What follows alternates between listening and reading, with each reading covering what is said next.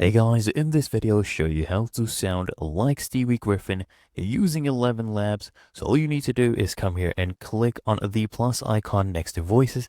They actually already have thousands of voices, but if you don't find any voice, you can create your own. So you just click on the plus button, and in under 2 minutes you can click on this instant voice clone option and clone audio, even your own voice. Okay, I've even tried that and it actually sounds like me. So there we go. We have this audio. I'll drag and drop.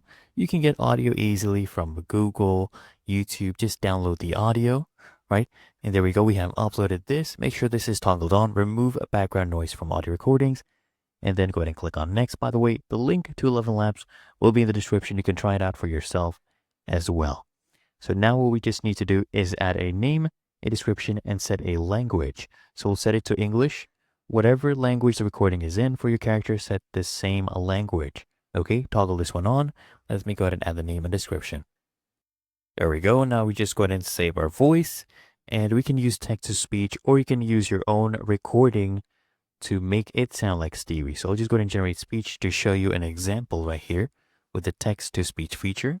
So there we go. This is what we'll make it say. The voice, set a Stewie. Model, choose 11 multilingual V2. This is the highest quality, latest one that they actually have. Speed, keep it at 1. Stability, we'll keep it at 50% unless you are generating text that has 3,000, 4,000, 5,000 characters, right? Then you increase the stability. Similarity, I'll leave it at 75%. Sound exaggeration, keep it at least 20%. Speaker boost, keep it on. And let's see how ElevenLabs performs as Stewie.